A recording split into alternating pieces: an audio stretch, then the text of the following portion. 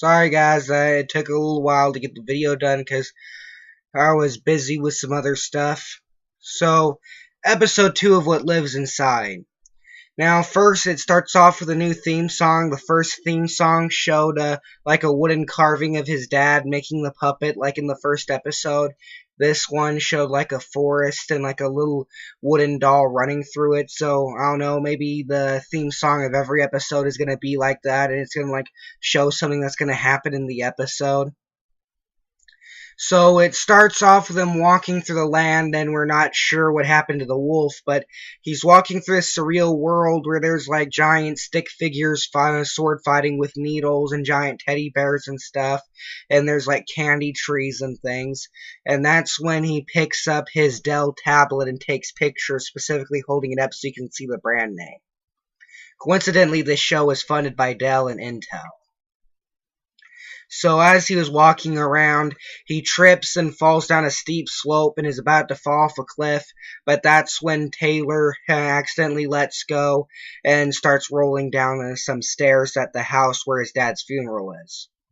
So he goes over and picks up his friend from before, convinced him to go talk to his mother right in the middle of him flirting with some girl, and then starts telling him about how he was somehow inside the world of his dad's show. So he tells him that he's probably been drinking too much because of his father dying, and that he needs to keep it together, which is when he takes him out to the shed where the door was in the first place, and nothing's there.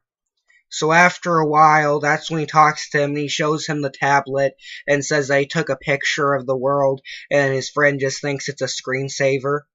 So after that, he turns around, the door's back, and then he turns back to his friend and to tell him, but then for some reason his friend is gone. So Taylor opens the door and he crawls inside to go back to the world where there's all the trees and stuff happening again. And when for some reason when he goes through, he's falling out of the sky now, but when he hits the ground, it just absorbs the shock like a bunch of jello, and he's totally fine. So as he's walking back through the world of the show, that's when this two-headed dragon comes. He says they recognizes them from his dad's show and that they're Soot and Ash, and that they're dragons that like to destroy stuff. So they're telling him about how they know he hated his father, and about how about how the show is ending now that he's gone, and how they don't ever want him to come back. And previously, the card that he had given his dad with a cartoon character on it had a message on it labeled "Help Us," so he thinks that the puppets from the show want him to come help them. So he runs away from the dragon, and they're chasing him through the forest, and as he's trying to get away, eventually he ends up getting cornered by them, and they're talking about how they never want to see him again, and then that's just the end of the episode.